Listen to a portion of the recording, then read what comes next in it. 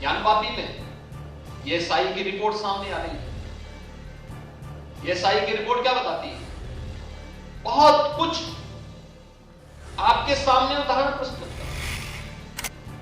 तीसरा, विरासत पर सम्मान का भाव होना, अपनी परंपरा गौरव की अनुभूति होनी चाहिए, और हम भारतीयों को तो और भी गौरव की अनुभूति होनी चाहिए। जितनी प्राचीन परंपरा संस्कृति हमारी है, इतिहास से भी परे हम लोग, हमको इतिहास के दायरे में कोई कैद नहीं कर सकता। उससे भी आगे जाकर के हजारों करोड़ हजारों वर्षों की एक इतिहास है हमारा, हजारों वर्षों का है। अभी 500 वर्ष का भगवान राम का भी तो प्राण प्रतिष्ठा का, पुनर्प्राण प्रतिष्ठा का कार्यक्रम अयोध्या में संपन्न हुआ। और भारत किस रूप में, किस उत्साह के साथ जुड़ा है? दुनिया जुड़ी है, दुनिया एकजुट है। लोगों के लिए कौतूहल और आश्चर्य का विषय है। अभी आपने वाराणसी का देखा होगा। वाराणसी में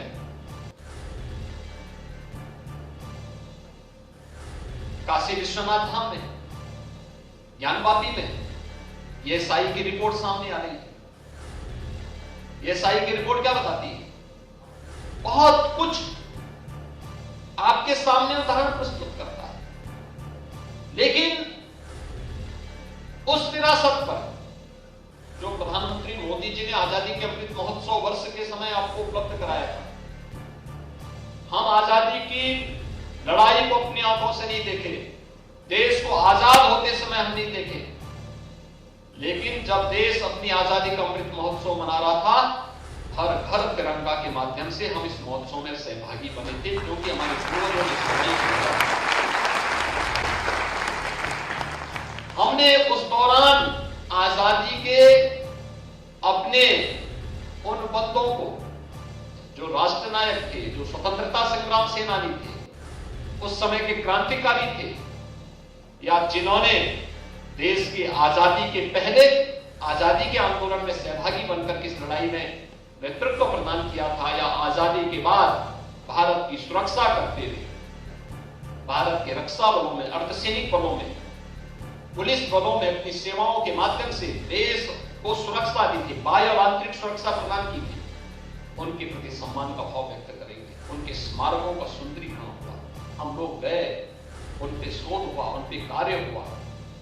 ये चीजें उस समय प्रारंभ हुई। तो विरासत पर गौरव की अनुभूति करना, हम राम पर इसलिए क्योंकि राम हमारे पूर्वज हैं, कृष्ण हमारे पूर्वज हैं। केवल हमारी आस्था नहीं, हमारी विरासत भी है, और हम उस परंपरा पर गौरव की अनुभूति करते हैं। प्रधानमंत्री जी ने जो चौथी बात आपके लिए की थी, पूरे देशवासियों के लिए की थी, कि हम अपनी विरासत पर गौरव की अनुभूति तो करें, लेकिन फूट डालने वाले तत्वों से सावधान भी रहें। एकता और एकात्मता की चर्चा करें, उसको लेकर के मजबूती के साथ आगे बढ़े।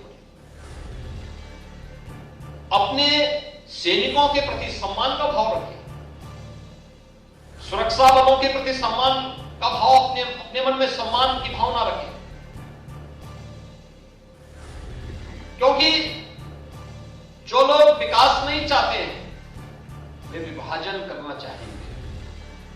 जो नहीं चाहेंगे कि भारत विकसित देश हो, आत्मनिर्भर हो, वे आपस में फूट डालने का काम करेंगे, लड़ाएंगे, जाति के नाम पे, क्षेत्र के नाम पे, भाषा के नाम पे, तमाम अन्य बातों के आधार पर। इसकी कीमत किस रूप में हमने चुकाई थी? उत्तर प्रदेश इसका जीता जागता उदाहरण है। पहचान का संकट था उत्तर प्रदेश के नौजवानों के सामने, जाते थे कहीं बाहर, अपनी पहचान छुपाते थे। आज पहचान का संकट नहीं है।